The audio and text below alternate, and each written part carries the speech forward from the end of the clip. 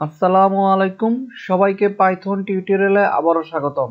এই পর্বে আমরা টার্নারি অপারেটর কি এবং টার্নারি অপারেটর কিভাবে পাইথন প্রোগ্রামিং ল্যাঙ্গুয়েজে ব্যবহার করা হয় সেটি নিয়ে আলোচনা করব। টার্নারি অপারেটর বোঝানোর জন্য একটি এক্সাম্পল দিচ্ছি। ধরুন দুটি সংখ্যার মাঝে বড় সংখ্যাটি আমরা খুঁজে বের করব। সেই জন্য আমাদের দুটি আলাদা ভেরিয়েবল লাগবে। প্রথমে আমি দুটি ভেরিয়েবল ডিক্লেয়ার করে নিচ্ছি। একটি ভেরিয়েবল নিলাম a, এর মাঝে একটি ইন্টিজার ভ্যালু অ্যাসাইন করি, দিলাম 10।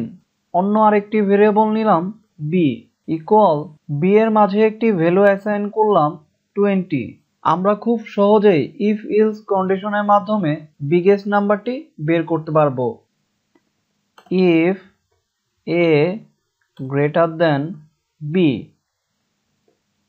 Print a।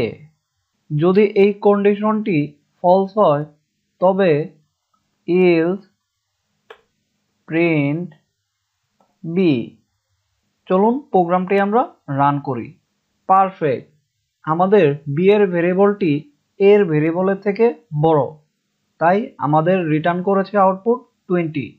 এখন আমরা দেখব কিভাবে টার্নারি অপারেটরের সাহায্যে এই মাল্টিপল কন্ডিশনগুলিকে শুধুমাত্র একটি সিঙ্গেল লাইনেও আমরা লিখতে পারি। মূলত টার্নারি অপারেটরের কাজই হচ্ছে মাল্টিপল কন্ডিশনগুলিকে একটি সিঙ্গেল লাইনে লেখা। আপনাদের বোঝার সুবিধার্থে এই মাল্টিপল কন্ডিশনগুলিকে একটি কমেন্টের মাঝে রেখে দিলাম।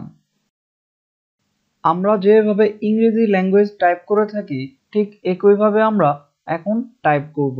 এ প্রিন্ট করবে যখন a গ্রেটার দেন b হবে কন্ডিশন, আদারওয়াইজ প্রিন্ট করবে b। তার মানে a প্রিন্ট করবে যখন condition a greater than b হবে। যদি কোনো কারণে এই কন্ডিশনটি মিথ্যা হয় তখন প্রিন্ট করবে b, যেটি আমরা এই মাল্টিপল কন্ডিশনের মাধ্যমে টাইপ করেছিলাম। টার্নারি অপারেটরের সাহায্যে সিঙ্গেল লাইনে এই কন্ডিশনগুলিকে টাইপ করে নেওয়া যায়। প্রিন্ট করার জন্য আমি প্রিন্ট ফাংশনটি টাইপ করে নিলাম, প্রিন্ট। চলুন প্রোগ্রামটি আমরা রান করি। অবশ্যই আমাদের b এর ভেরিয়েবলটি আউটপুট হিসেবে প্রদর্শিত হবে। আমরা চাইলে এটিকে একটি ভেরিয়েবলের মাঝেও টাইপ করে নিতে পারি। একটি ভেরিয়েবল নিলাম ম্যাক্সিমাম, এরপর প্রিন্ট ফাংশনের মাঝে ম্যাক্সিমাম ভ্যালুটি পাস করে দিচ্ছি।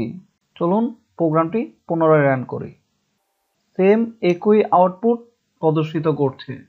তাহলে আমরা শিখে গেলাম কিভাবে টার্নারি অপারেটরের মাধ্যমে এই মাল্টিপল কন্ডিশনগুলিকে সিঙ্গেল লাইনের মাধ্যমে আমরা টাইপ করে নিতে পারবো। নেক্সট ভিডিওতে আমরা আরো মজাদার কিছু টিউটোরিয়াল নিয়ে আসবো। সেই পর্যন্ত সবাই ভালো থাকুন। আল্লাহ হাফেজ।